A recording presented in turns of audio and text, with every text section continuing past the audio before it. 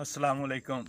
प्यारे नबी हज़रत मुहम्मद करीम सल्लल्लाहु अलैहि वसल्लम ਨੂੰ ਬੜੀਆਂ ਚੀਜ਼ਾਂ ਪਸੰਦ ਸੀ ਤੇ ਕੋਈ ਵੀ ਇਹ ਜੀ ਚੀਜ਼ ਨਹੀਂ ਸੀ ਵੀ ਜਿਹੜੀ ਆਪ ਨੂੰ ਨਹੀਂ ਸੀ ਪਸੰਦ।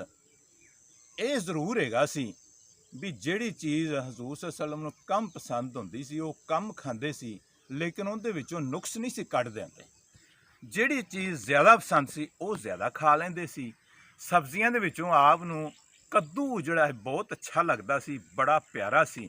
ਜਿਸ ਦਿਨ ਘਰ ਦੇ ਵਿੱਚ ਕੱਦੂ ਪੱਕਾ ਹੁੰਦਾ ਸੀ ਤੇ ਆਪ ਖਾਣਾ ਜ਼ਿਆਦਾ ਖਾਂਦੇ ਸੀ। ਅੱਜ ਮੈਂ ਤੁਹਾਨੂੰ ਵਹਾਣਾ ਵੀ ਉਹ ਕੱਦੂ ਕੀ ਚੀਜ਼ ਹੈ ਤੇ ਉਹ ਕਿਵੇਂ ਜਿਹੜਾ ਹੈ ਨਾ ਪੈਦਾ ਹੁੰਦਾ ਹੈ। ਲੋ ਅਸੀਂ ਬਾਹਰ ਆਏ ਹਾਂ ਤੇ ਇਹ ਵੇਖੋ ਨਾ, ਇਹ ਜਿਹੜਾ ਕੱਦੂ ਦੀਆਂ ਵੱਲਾਂ ਨੇ ਤੇ ਇਹਨਾਂ ਨੂੰ ਕੱਦੂ ਲੱਗਦੇ ਨੇ। ਇਹ ਬੜੀਆਂ ਬੜੀਆਂ ਵੱਡੀਆਂ ਵੱਲਾਂ ਹੁੰਦੀਆਂ ਨੇ ਇਸ ਤਰ੍ਹਾਂ, ਤੇ ਕੱਦੂ ਦਾ ਨਾ ਬੀਜ ਬੀਜਿਆ ਜਾਂਦਾ ਹੈ ਤੇ ਜਦੋਂ ਬੀਜ ਬੀਜਿਆ ਜਾਂਦਾ ਹੈ ਤੇ ਉਸ ਤੋਂ ਬਾਅਦ ਫਿਰ ਇਸ ਤਰ੍ਹਾਂ ਫੁੱਲ ਲੱਗਦੇ ਨੇ। ਪਹਿਲੋਂ ਇਸ ਤਰ੍ਹਾਂ ਨਿੱਕਾ ਫੁੱਲ ਹੁੰਦਾ ਹੈ ਤੇ ਇਹ ਖਿਲ ਜਾਂਦਾ ਹੈ। ਇਸ ਤੋਂ ਬਾਅਦ ਫਿਰ ਫੁੱਲ ਵੱਡਾ ਹੋ ਜਾਂਦਾ ਹੈ। ਵੱਡੇ ਤੋਂ ਬਾਅਦ ਜਿਹੜਾ ਫਿਰ ਉੱਥੇ ਕੱਦੂ ਬਣਦਾ ਹੈ। ਕੱਦੂ ਪਹਿਲਾਂ ਛੋਟਾ ਜਿਹਾ ਹੁੰਦਾ ਹੈ, ਫਿਰ ਉਸ ਤੋਂ ਬਾਅਦ ਵੱਡਾ ਹੋ ਜਾਂਦਾ ਹੈ। ਇਹ ਤੁਹਾਨੂੰ ਦਿਖਾਉਣਾ, ਇੱਥੇ ਕੋਈ ਕੱਦੂ ਸ਼ਾਇਦ ਹੋਵੇ ਹੀ। ਇਹ ਦੇਖੋ, ਇਹ ਕੱਦੂ ਲੱਗਾ ਹੈ।